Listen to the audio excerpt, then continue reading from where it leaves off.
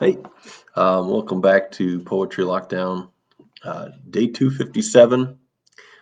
Just want to say thanks, folks, for all the kind thoughts, words, and prayers for me and my family, the Zayas, as we grieve and celebrate the life of Grandma Evelyn. Really appreciated that. Um, I wanted for today to read a poem that really is about honoring a lost loved one, or really it's a poem about losing a loved one. It's also a really good example of connecting back to one of the poems I was talking about earlier, I said Dionelli Antigua's poem is really a place where language and memory meet. And I'm really interested in that, where poets kind of make these huge leaps in memory and somehow tie them together, find some kind of coherence or integrity in the poem itself of linking these really disparate moments in time. I feel like this is a really good example of that. Poet's name is Larry Levis in this book, which I remember reading way back in grad school, like 10 years ago, in Katrina Vandenberg's wonderful class. I don't remember the name of the class, but we studied this book in detail. And this poet, Larry Levis, has always stuck with me as someone who really writes compellingly about memory and autobiography in a way that isn't like closed off. Because a lot of times, you write about your own autobiography in a poem, and it's just kind of like, well, the only people who understand it is like you or someone who's really close to you. But that's not the case with Levis. He somehow makes it so that it's very specific, but it also has like a universal quality. So I love this poem. It's a poem he wrote for his father. And really, a lot of this book is really about his dad. It's called Winter Stars. My father once broke a man's hand over the exhaust pipe of a John Deere tractor. The man, Rubén Vásquez, wanted to kill his own father with a sharpened fruit knife, and he held the curved tip of it lightly between his first two fingers so it could slash horizontally and with surprising grace across a throat. It was like a glinting beak in a hand, and for a moment the light held still on those vines. When it was over, my father simply went in and ate lunch, and then, as always, lay alone in the dark listening to music. He never mentioned it. I never understood how anyone could risk his life, then listen to Vivaldi. Sometimes I go out into this yard at night and stare through the wet branches of an oak in winter and realize I am looking at the stars again. A thin haze of them, shining and persisting. It used to make me feel lighter looking up at them. In California, that light was closer. In a California no one will ever see again, my father is beginning to die. Something inside him is slowly taking back every word it ever gave him. Now, if we try to talk, I watch my father search for a lost syllable as if it might solve everything, and though he can't remember now the word for it, he is ashamed.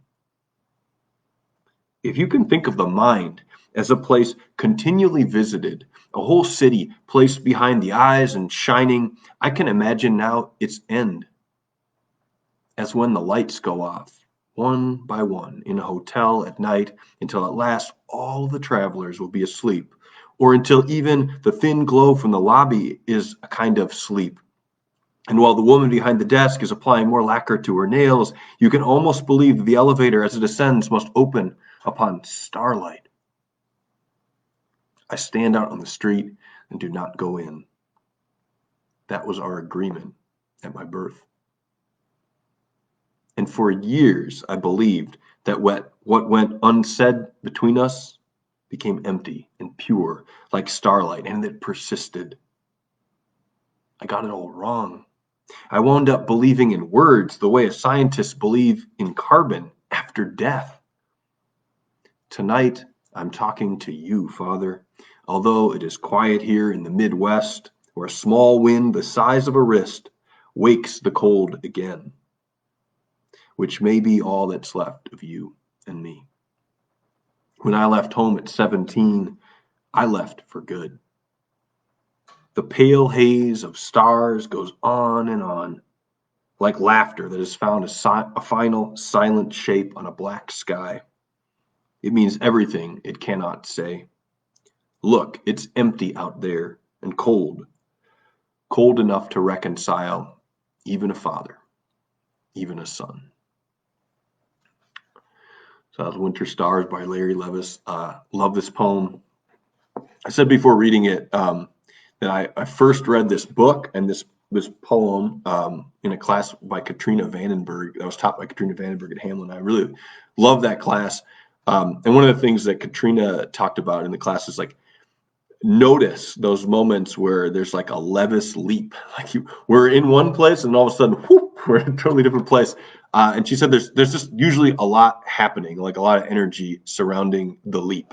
And so like that's what I think that's what I love about Larry Levis as a poet is he makes those leaps. We leap with him, and at least for me, I'm carried with him to the next place.